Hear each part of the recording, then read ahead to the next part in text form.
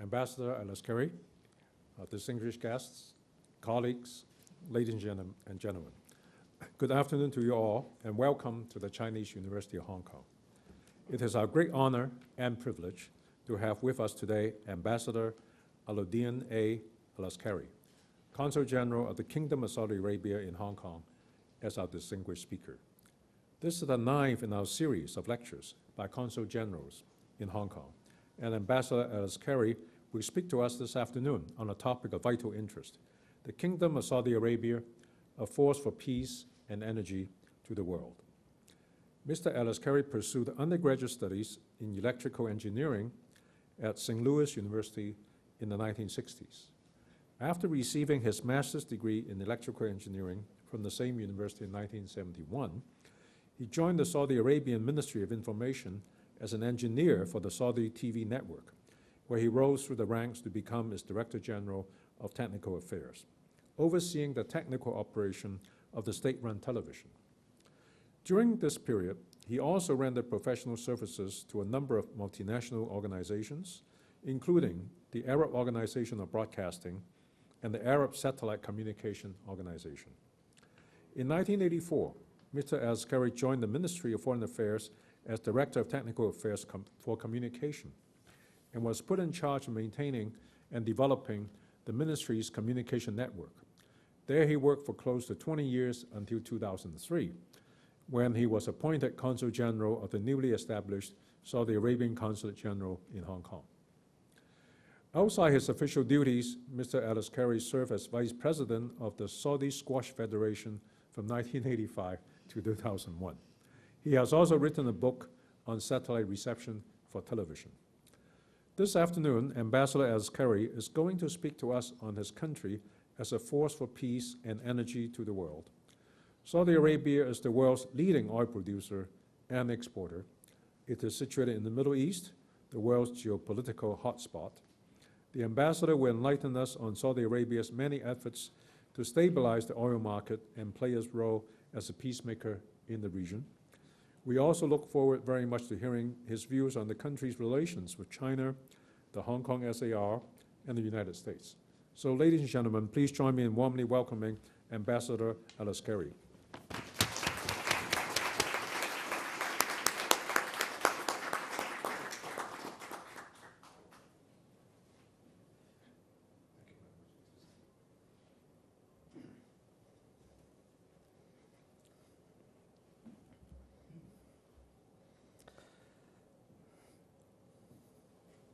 Professor Lau, Vice Chancellor of Economics, my dear colleagues from the Consular Corps, my dear friends from the university, dear students.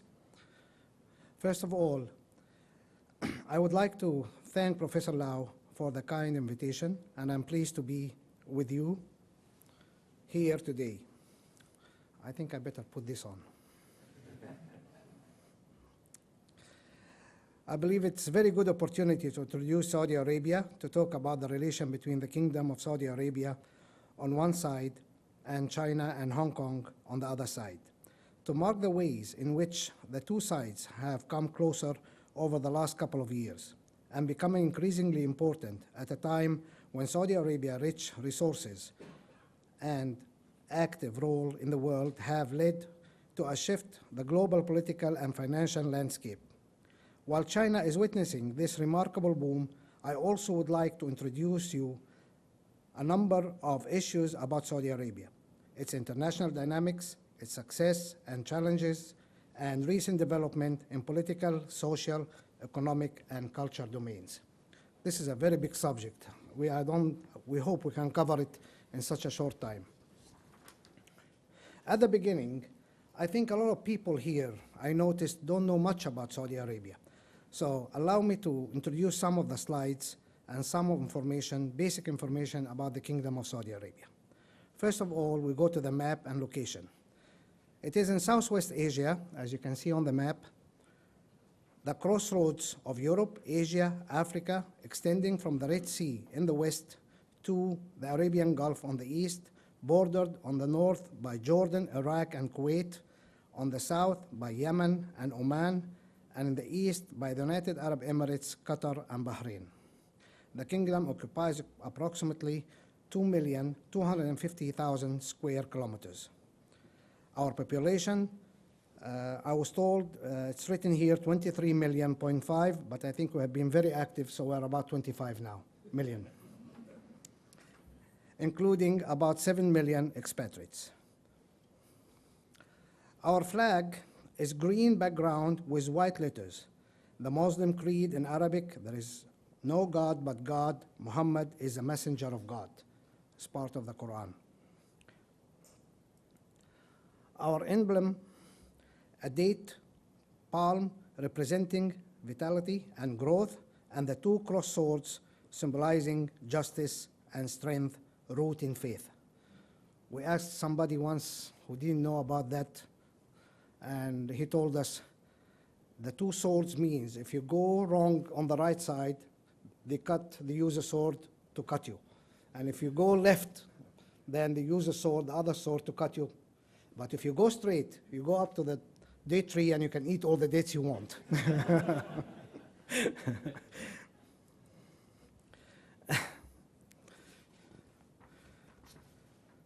Our government is an Islamic state based on principle prescribed by the Quran, Islam's holy book, and the Sharia Islamic law. Provisional council system, consultative council, Majlis al-Shura, and council of ministers. Our rulers started by His Majesty King Abdulaziz ibn Abdurrahman Al Saud, the founder of the kingdom in 1932. He started the fight for the kingdom in the early 1900s, and he finally declared the Kingdom of Saudi Arabia in 1932, followed by his sons, King Saud, who ruled from 1953 to 64, King Faisal from 64 to 75, King Khalid from 75 to 82, and King Fahd, who passed away 2 years ago almost. In 1982, he ruled to 2005. The current ruler is a custodian of the two holy mosques. King Abdullah bin Abdulaziz is seen in the middle between late King Fahd and current Crown Prince Sultan ibn Abdulaziz. Our national day is the 23rd of September, commemorating the foundation of the modern Kingdom of Saudi Arabia in 1932 by the founder, His Majesty King Abdulaziz bin Abdurrahman Al Saud. In Saudi Arabia, we use different calendar. Our religion is Islam, which is the basis of the legal system and of government. Islam, Hijrah, is our dating from the immigration of the Prophet Muhammad from Mecca to Medina. Weekends are Thursday and Friday. We are in the year 1428 now. And I will still get paid. My salary goes by the Arabic calendar, which is a little bit more beneficial because it's 13 days shorter than the Christian calendar.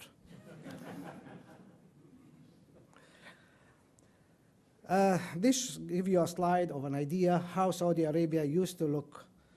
They say 50 years ago, but I think it's even closer than that. This slide, first of all, I would like to point that Saudi Arabia has witnessed a remarkable change in the last 50 years. I would say in the last probably 40 years or 30 years. To appreciate such a change, you need to know the difference between scenes from Saudi Arabia dating back 50 years ago and compare them with scenes from Saudi Arabia now. Then you will realize the remarkable and rapid changes taking place in the country. This is Saudi Arabia today.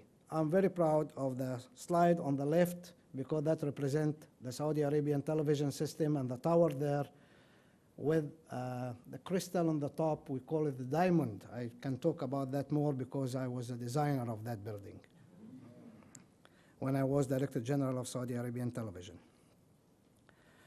When it comes to the topic of Saudi-Sino relations, I would like first to point out that both Saudi Arabia and China belongs to a very old civilization.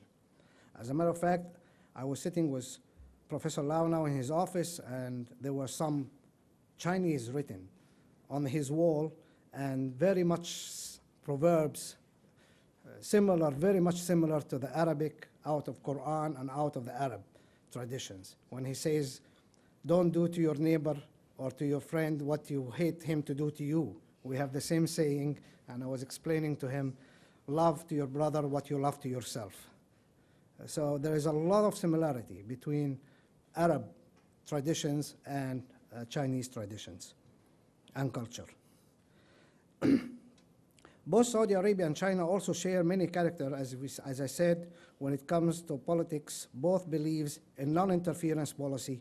They seek to solve and resolve political and regional disputes peacefully, without resort to violence, war, or armed conflicts. With these common grounds, with these shared characteristics, there is a great opportunity and many platforms for cooperation and exchange between the two nations. I would like to refer to the recent important visit by the custodian of the two holy mosques, King Abdullah bin Abdulaziz Al Saud, to China and Hong Kong. This important royal visit opened a new chapter in the Sino-Saudi relation. As President Hu Jintao put it when he received the king in January 2006, the fact that King Abdullah has chosen China and Hong Kong as destinations for his first official trip outside the Middle East since his accession to the throne means that King Abdullah places great importance on the developing relation between Saudi Arabia on one side and China and Hong Kong on the other side. The visit of Saudi king to the new milestone in friendly relations between Saudi Arabia and both China and Hong Kong. Now we see more cooperations and stronger ties being established in various fields between the two sides. Not only that, we also had the pleasure of having 2 months after that of the visit of King Abdullah, Crown Prince Sultan bin Abdulaziz Al Saud came to Hong Kong also. This indicates that the relationship between Saudi Arabia on one side and China, Hong Kong on the other side is witnessing unprecedented strength. A lot of questions has been asked after these two visits about the Saudi and the United States relationship. But there is nothing. There is one thing that I would like to affirm, that in Saudi Arabia is heading more and more toward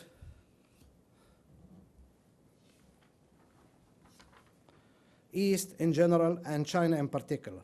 That does not mean that Saudi Arabia is changing its alliances and allies, and particularly its strategic and long-term relationship with its long ally, the United States. And as history has shown, the Saudi Arabia and U.S. friendship has not only continued, but has weathered many storms, including numerous regional and global conflicts and crises, developing into a relationship that today spans the fields of politics, economics, technology, and other areas of human endeavors.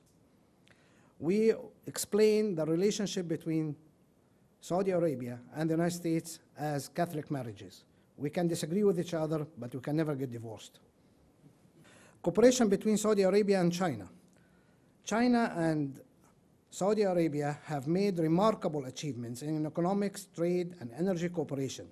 Saudi Arabia has become China's biggest trade partners between West Asia and North Africa. The two countries are now eager to strengthen energy cooperation, in particular, further bilateral relations and substantial cooperation in various other fields. In trade, for example, as for trade between China and Saudi Arabia, it has been growing rapidly in recent years. In the first 11 months of 2005, two-way trade reached US $14.5 billion, up to 59% year on year. This is an astonishing growth that is higher than the average of 23% growth of China's foreign trade for the same period. And this is in 2005.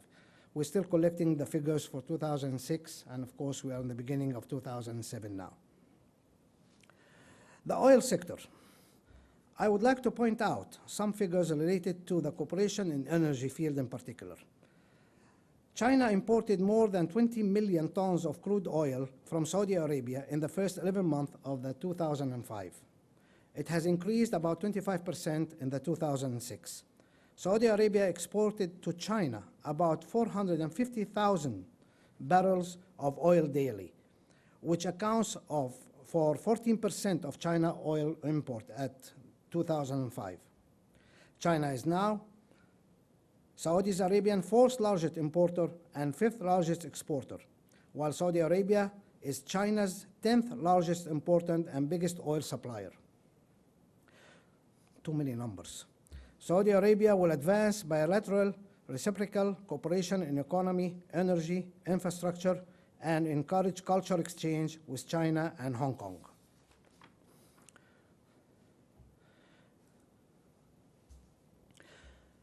I also would like to seize this opportunity to affirm that the kingdom, which contains the biggest reserve of crude oil in the world, is still keen on realizing balance in prices in a manner that serves both oil consumers and producers. We have increased our production capacity to a level that does not jeopardize the interest of future generations in the kingdom or damage to the oil fields. We are producing today up to 9 million barrels of oil per day. We have adopted moderate position within the outside of OPEC with regard to the production and pricing. We have increased production whenever there were shortfalls in supply. And we have adopted a policy of consultation and coordinations with both oil consumers and producers in an effort to maintain stability in the world oil markets. At the same time, we are keen in Saudi Arabia to increase and enhance cooperation and exchange not only in economic fields and sectors, but in many other fields such as culture, social, medical, education, and many other areas. And I think the university over here, the Chinese university, has also experienced a lot of dialogues between me and them to encourage of getting part of the 3,000 scholarships awarded by the King of Saudi Arabia to come and learn, to go to schools in the Far East here. For example, the first annual Hong Kong-Saudi professional meeting took place in Hong Kong last March. A Saudi women delegation participated in the event. The first Saudi women delegation took part in such an event anywhere in the world. There is also a plan for another visit by a delegation of Hong Kong professional women to visit Saudi Arabia in 2007 in response to the visit of Saudi women last year. The Saudi women delegation came to assert cooperation as well as exchange of business between Hong Kong and Saudi Arabia, as well as cultural exchange. This meeting aimed at providing a platform of encounters, discussions, networking, and therefore instilling of climate of cross-cultural understanding, exchange of experience, and information sharing on the business and investments opportunities in both countries. Another important achievement which will help bring Saudi Arabia and Hong Kong even closer is the launch of flights by Saudi Airlines between the two sides last July. This comes as we witness an increase amounting to more than 60% in the number of Saudis coming to Hong Kong last year, with a similar increase in number of Hong Kong people approaching our consulate for visas to visit Saudi Arabia, whether it is for business or tourists. The latest event in this area is the trip to Saudi Arabia by the Trade and Investment Delegation from Hong Kong, led by Mr. Frederick Ma, the Secretary for Financial Services and Treasury. The visit was around 2 weeks ago. The mission is to sell Hong Kong as an investment hub and at the same time explore business and investment opportunities in Saudi Arabia. Saudi investors can use Hong Kong, being mainland China, premier capital formation centers to participate in the booming economic growth of the mainland. At the same time, Saudi investors and business leaders are becoming increasingly aware of Hong Kong's unique position as China's international financial center. Under one country, two systems, Hong Kong is placed to be a very effective intermediary for the matching of business and investments opportunities between China and the Middle East. For example, Prince Al-Walid bin Talal investments, Saudi Arabia is reaching for China and Hong Kong as important partners. The recent Saudi investments in Hong Kong are unprecedented.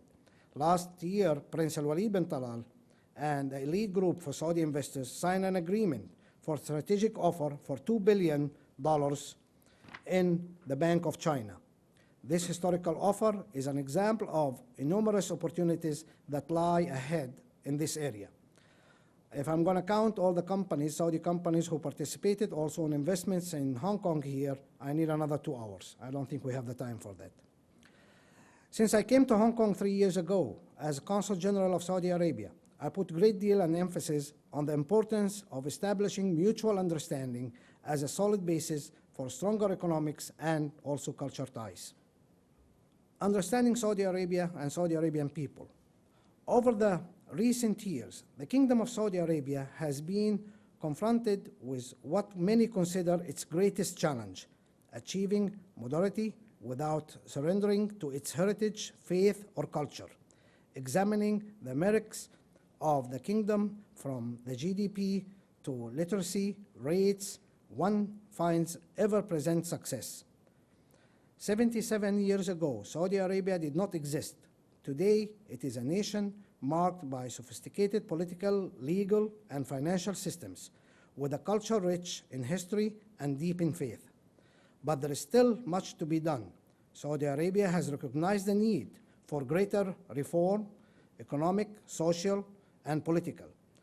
As such, the Kingdom of Saudi Arabia has embarked upon the comprehensive reform agenda to promote a vibrant economy, a civil society, and broader political participations by the Saudi citizen. In addition, Saudi Arabia has amplified its effort to reveal its domestic progress to the international community. So, that mutual understanding between the kingdom and the nations of the world can be achieved.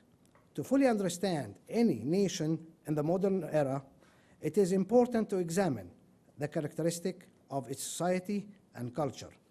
Vital to this effort, the availability of accurate and timely information about relevant issues, ranging from the nation's effort in the global war on terrorism to its relationship to the international community to its international structure.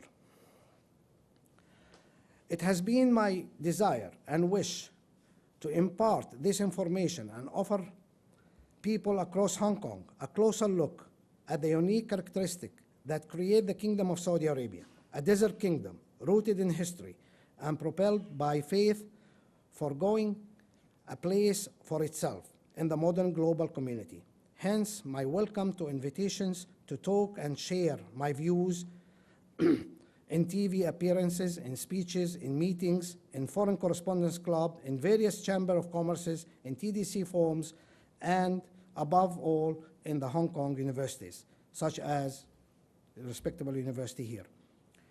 When it comes to the role of Saudi Arabia plays in the international affair, it has a number of advantages. Geographically located, as I said, at the crossroads of the world, an economic power with stable government and thriving society, Saudi Arabia has come to be the center of world affairs because the kingdom has not restricted its role to defending and promoting its own national interest only. At the birth of Islam, Saudi Arabia holds a special place in the hearts of over 1 billion Muslims scattered across the globe, guided by principles espoused by Islam and rooted in the rich Arab heritage. Saudi Arabia has over the decades successfully assumed the growing responsibility associated with that status. Saudi Arabia is a nation whose views are actively sought by global powers looking for better understanding of Islam and Arab issues. The kingdom diplomacy is considered to be a central factor in averting crisis. Its mediation is solicited to resolve disputes that, if underchecked, could have an impact far beyond the region. Out of such concerns, Saudi Arabia began to assume an active role in the international organization. As a founding member of the United Nations, Saudi Arabia was one of the first nations to join the United Nations, has steadily increased in participations in that organization. During the 20th century, Saudi Arabia emerged as unified nation and became socio-economic and politically world leader, guided by the foreign policy that focuses on Arab unity, Islamic solidarity, and peaceful coexistence. Saudi Arabia is a new millennium, a strong advocate of peace, security, constructive cooperation throughout the world. Clearly, there are a variety of new challenges facing the global community: terrorism, Iraq, Iran, Palestine. To name but a few, Saudi Arabia is working with the world community to address all these issues. The kingdom is doing its best to resolve the conflicts in the Middle East, maintaining its non-interference policy. Non-interference policy, I repeat. As it does so, it urged the Palestinians to avoid internal conflicts. Only last Tuesday, the custodian of the two holy mosques, King Abdullah bin Abdulaziz, invited the leaders of the two conflicting factions in Palestine to an important summit in the city of Mecca in order to resolve their differences, reach an agreement, and stop the waves of violence and bloodshed that claimed numerous lives over the last years, The summit has produced a remarkable breakthrough. Last Tuesday, the summit ended with the two parties agreeing to the power-sharing deal seen by many as a very positive resolution to resolve the long-standing internal conflict between the Palestinians. On Lebanon, Saudi Arabia called the Lebanese parties to work to contain internal differences through dialogue, expressing support for initiatives aiming at reconciliation and unity. On Iraq, the kingdom called on the Iraqis to respond positively to calls and efforts of the Arab League, Gulf Cooperation Council, and international efforts aiming at realizing harmony and national reconciliation among various sectarian and ethnic components of the Iraqi people. The reforms which were taking place in Saudi Arabia today, Saudi Arabia is changing. The kingdom has overcome major obstacles in its modern history to achieve economic development and bring about economic welfare for its people. It has invested most of its oil wealth in economic development, launching a society from nothingness to economic prosperity. There is a growing desire in the kingdom to carry out deep, wide, and fast reforms. Saudi women are increasingly finding employment and business opportunities. Saudi Arabia had embraced gradual rather than revolutionary change. The kingdom's success lies in its ability to preserve its stability, social, and cultural values while implementing a massive economic development program. The kingdom had also been focusing on developing its human resources. The change taking place in the kingdom is driven by internal dynamism rather than external pressure. I also would like to criticize that it would be unfair to expect Saudi Arabia to achieve in 30 years the social and democratic reforms that developed countries achieved over hundreds of years. What is important is to realize that the changes is taking place on a daily basis and on a gradual and coordinated form as dictated by the kingdom's rhythm. The government of Saudi Arabia has implemented a number of political and economical reforms to encourage political participations, promote economic growth, increase foreign investments, and expand employment opportunities. It is holding elections to streamline local government. In addition, the kingdom is promoting its free market economy. It's also becoming a more significant player in the international trade after becoming a member in the World Trade Organization, the WTO, which was officially declared here in Hong Kong last December, or in December 2005.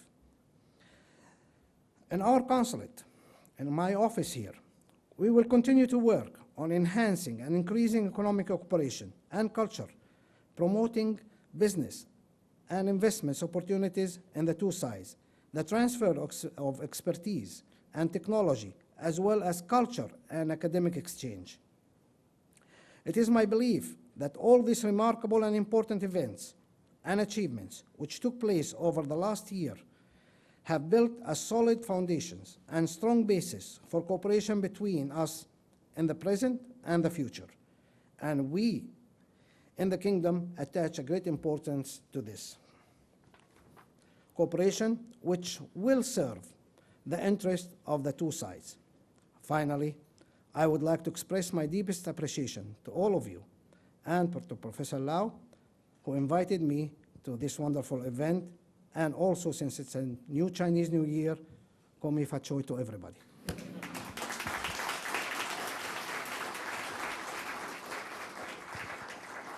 Thank you very much, Ambassador Al-Askari, for such an inspiring lecture. We all should be very excited for the continued closer relationship amongst mainland China, Hong Kong, and the Kingdom of Saudi Arabia. Ambassador Al-Askari has kindly agreed to take a few questions from the audience. May I now invite Professor Lawrence Lau to conduct this question and answer section, please. Thank you. Let me thank the ambassador once more for a most comprehensive speech on Saudi Arabia, and I'm sure people can't wait to answer questions. But first of all, let's give you another round of applause.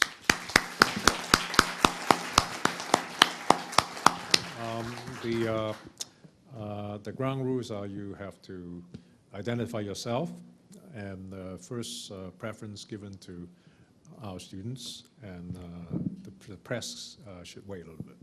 Okay, so now the floor is open. I must have been very good. Leslie. I'm Leslie Young, Professor of Finance. I assume that Saudi Arabia has one of the largest investment portfolios in the world. So can you share with us the priorities which it adopts in investment, say as between diversification, liquidity, strategic development? And within that, I have two specific questions. Do you have any specific bias towards investing in Islamic countries such as Malaysia or Indonesia? And the other question, specific question is that I assume you probably hold lots of US bonds, and how do you reconcile that with religious prohibitions? Thank you very much for very good questions. The first, we are open to invest any place around the world.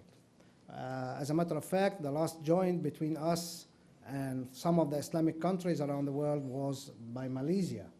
And the Malaysian government and investors are investing in Saudi Arabia in a project called Jazan project for $20 billion. And a team from Malaysia, investors, came to Hong Kong to also if they would like to participate with them in such an investment. So we are open for investments any place around the world. We don't confine ourselves to one central place around the world. The second question is, yes, our strategic partner, as I said, is the United States, and we have a lot of bonds there. As long as we're having a good, friendly relationship with the United States, there is no fear even to buy more bonds in the United States. So we have no problem with that at all. Questions? Yes, please. Lai Pen Chiu from the Department of Cultural and Religious Studies. Your Excellency, I would like to ask a question about the practice of Islam in your country. From the television, from time to time, we find that nowadays, when we talk about peace, we talk about the conflict among religions. And from Saudi Arabia, we find that it seems to be very peaceful. We would like to know how Islam is practiced in your country. And do you think that how it practiced in your country can contribute to the peace in the region and globally? Can you share your point of view with us? Well, you're talking about the Muslims who claim themselves good Muslims and the act of terrorism around the world by the name of Islam. I did not elaborate too much in my speech about that. But in our religion and in Saudi Arabia, we believe Islam is a peaceful religion. And killing an innocent person or taking an innocent life is against Islam. Whether you are a Muslim or the life you're taking is a Muslim life or a Christian, Jew, Buddhist, any human beings killed, innocent human beings killed, it is not part of Islam. So Islam is practiced in Saudi Arabia as much very closely to the Islamic teaching of Prophet Muhammad as well as what the Quran has told us. That's why our law is Sharia in Saudi Arabia, and we apply that very closely. Anybody who acts of terrorism around the world, there is no way we can justify that. And it is not justified in our religion. It is not justified by the government of Saudi Arabia. Yes, please. First of all, I'd like to congratulate Ambassador Al-Askari for very clarifying for and enlightening us in several points. The question I have for Ambassador Al-Askari is related to oil prices. It seems that OPEC countries have realized in many ways that uncontrolled increase in oil prices can lead to a recession, sometimes can lead to the dismantling of some sectors of the economy in different countries. And as you mentioned, Saudi Arabia has played an important role in stabilizing those prices to avoid, of course, that demand would decrease by affecting badly certain economies. Could you please elaborate a little more on the role of Saudi Arabia in the stabilization of oil prices? Saudi Arabia is part of this world community.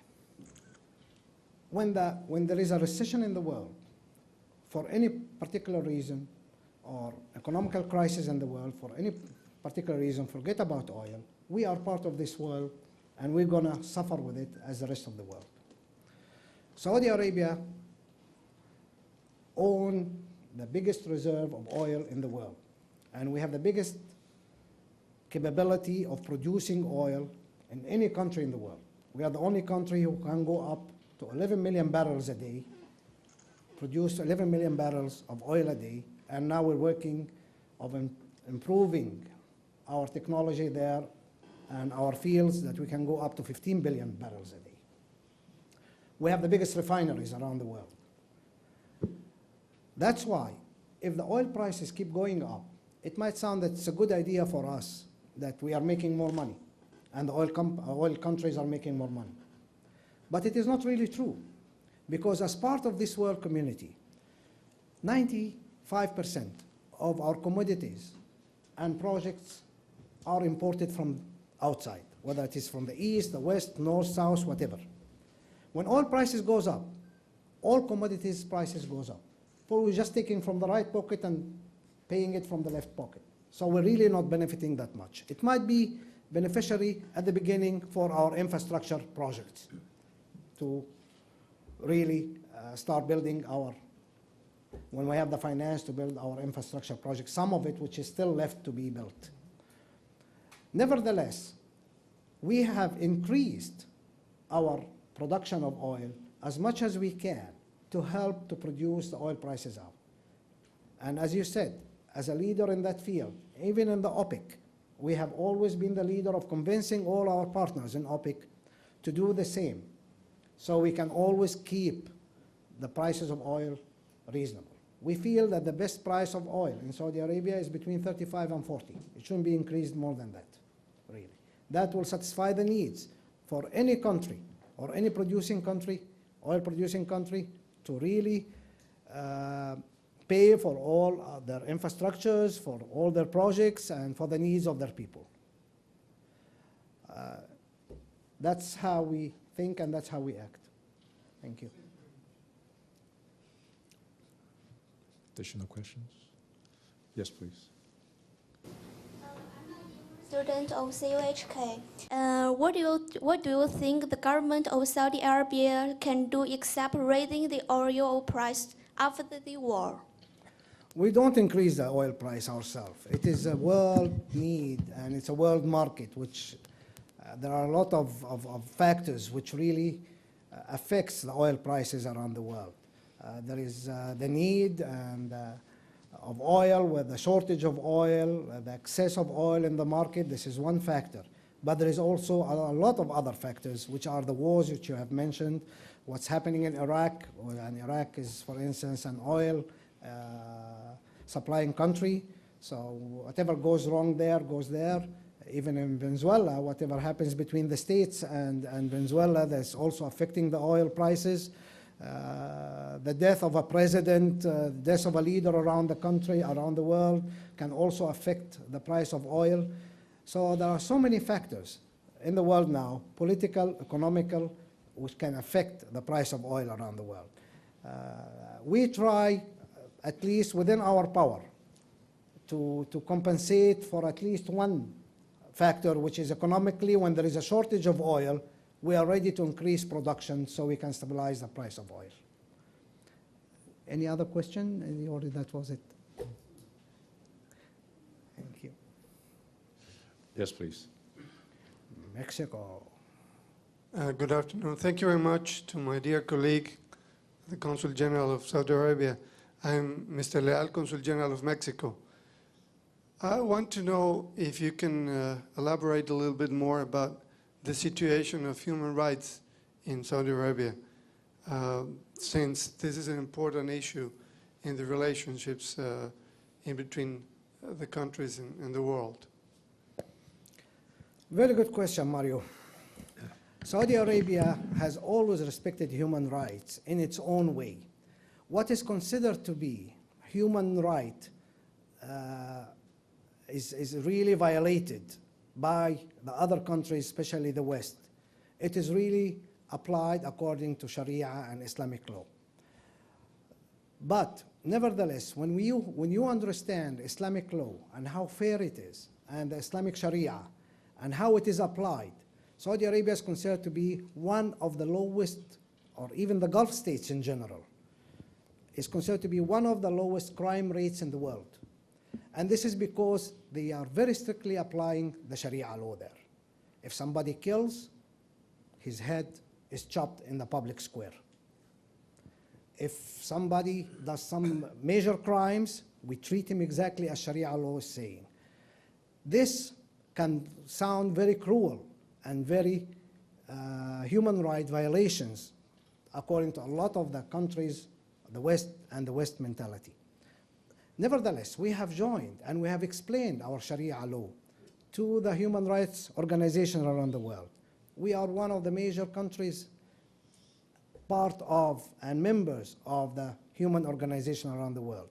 And also to prove that we are improving of the understanding between Saudi Arabia as in the West and in the world, we have established an organization for human rights in Saudi Arabia, headed by very capable people watching the movement of all our court system, as well as the treatment of the violations or trying to observe any violations of human rights in Saudi Arabia. And this has been established about, I think, if I'm not mistaken, about 5 years ago, after big discussions took place between our human rights and various visitations from human rights organizations around the world to Saudi Arabia. Yes, please, gentlemen. I'm Yang Yuman. I'm professor of geography here and also the director of the Hong Kong Institute of Asia-Pacific Studies. I want to pick up what you said earlier about education. If I heard it right, you said that the King of Saudi is going to fund 300 scholarships. 3,000. 3,000. Is it to be around the world? Well, what countries I think you have in mind to receive these 3,000? Would it be concentrated in Muslim countries or any place around the world? Now, this is the first part of the question. The second part of it is, what is really the philosophy behind this? Because this seems to be very much, I think, in the picture of globalization, that Saudi is now reaching out to the world and to let other countries to learn more about Islam. But vice versa, do you also welcome, do you have part of the scholarship to fund students from other parts of the world to Saudi? Thank you. Well, I am one of the early students who went to education in the States. I was one of the first Muslim students who go to a Jesuit school. St. Louis University was a Jesuit school. And I was privileged to understand and study more about Christianity and other religions, other philosophies, plus what I want to be an engineer over there, electronic engineer. So I was lucky from that point of view. We had over 10,000 students in the United States at a time studying there. We are the pioneers who came back to Saudi Arabia. We have over 15 universities in the Kingdom of Saudi Arabia today also. But we always believe that going to school outside, it is not only for education, it is not only for academic education, it's also for the cultural exchange, for understanding other philosophies. After the king's visit to China and the Chinese president went to Saudi Arabia, the king has decided that we have to grow of understanding this part of the world more. So he granted, beside what we have in Europe and in the States, he had granted 3,000 scholarships to go to study in India, Pakistan, Malaysia, China, Australia, New Zealand, as well as Hong Kong. And this will be on the expense of the government of Saudi Arabia. Scholarships for bachelor degrees in the fields of medicine, engineering, business administration, and computer science, which we need in Saudi Arabia. And we have been approaching all the universities here in Hong Kong, and that will be only, that will be in undergraduate and postgraduate studies also, both of them. And there is a lot of discussions between me and the Chinese university here, as well as the other universities, of how many scholarships can they accept, or students from Saudi Arabia they can accept. Because you have very small universities here, you only take 10% per year, as I understood. From foreign students, 8% come from China and 2% come from the rest of the world. So we have a very small chance of getting here. While we have already accepted in China close to 500, 600 students, we have 200 in Singapore, already accepted this year. Our Minister of Higher Education is already in Korea now, South Korea, also negotiating with the universities there, how can he accept more students over there. As far as foreign students coming to study in Saudi Arabia, they are definitely welcome. We're just waiting to see the opportunities to see more students from this part of the world to come and study there. Thank you. Gentleman in the white jacket. My name is Ario Maniatis. I'm a COHK alumnus. There's a wide range of opinions as to how long world oil reserves are going to last. What we know is they are limited, and also there's many smart people nowadays that are trying to find alternative energy resources in the world. What are the strategies being applied in your country to reduce the dependency on the oil sector, and what kind of sectors are you targeting? That's a very good question. First of all, there is a lot of speculation how much oil do we have in Saudi Arabia. Some people say it's up, we still have up to 50 more years. Some people say it's for another 100 years. This is one aspect. But again, our gas exploration has not started very seriously yet in Saudi Arabia. And that could be another alternative of oil, using gas now. Qatar is the leading country in the world now for producing gas, but it's not fully used yet from the industrial point of view or even domestic point of view. We are also seeking to find in a lot and sharing as Saudi Arabian government and also individual investors in the private sector of finding a replacement for oil as another energy. But as far as finding another source of income in the Kingdom of Saudi Arabia and diverse from oil as a major income for the Kingdom of Saudi Arabia, we're looking for these industrial cities now we're building. We have a plan for 5 of them in the Kingdom of Saudi Arabia, one in Yanbu and one in Jazan, which I was talking about with foreign investments. We're talking about also tourism, opening Saudi Arabia for tourism, and there is plenty to do over there in that field, as well as agriculture, as well as a lot of construction going on, and especially in industry in Saudi Arabia. So we're seeking other diversions, and we will try to diverse as much as we can in that field. And with the help and with all our hands together, I think by us investing abroad and also the foreign countries and the business people from abroad come invest in Saudi Arabia, we can really make it together. One last question. Thank you. Yes, Mr. Ambassador, would your country's close partnership or strategic alliance with the United States in any way hinder your country's noble efforts for peace building in the Middle East, in particular in Iraq? Thank you. We are working as advisors to the United States in that field, and we are partners with them in every step. We might disagree with them in a lot of steps they're taking, especially in the dual principles they are applying worldwide. But nevertheless, we work very closely to them. Our aim is very clear, whether it is Lebanon, Iraq, or Palestine in particular. Double standards would try to make the United States understand not to be applied into this part of the world. And we have seen a lot of that, of the double standard applied by the major powers around the world in this part of the world, which causes the main crisis, really. And that's what causes even the increase of terrorism around the world. It causes an instability of this region itself. And we try as much as we can to advise and to work very closely with the United States to understand that. But as we say, we can disagree with them, and in a lot of points we agree with them. Iraq is a very difficult situation now.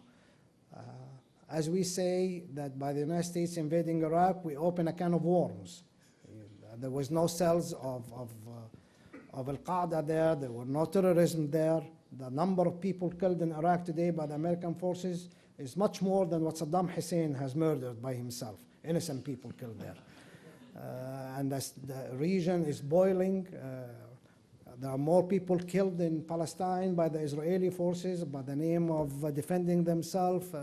There are so many things, and there is so many points which we always disagree with the United States, but I think we never lost the hope of making them understand how to achieve stability into this area.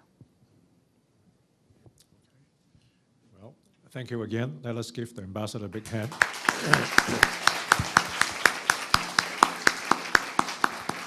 Thank you very much, Professor Lau and Ambassador Alaskri. Please remain on the stage, kindly. And to show our appreciation, Professor Lawrence Lau will now present a souvenir to Ambassador Alaskri. It's a photo of the beautiful campus of the Chinese University. We certainly hope that the Ambassador Alaskri will remember us and come to visit us again in the near future. Thank you. Yeah. On the other hand, Ambassador Alaskri also has a souvenir for us.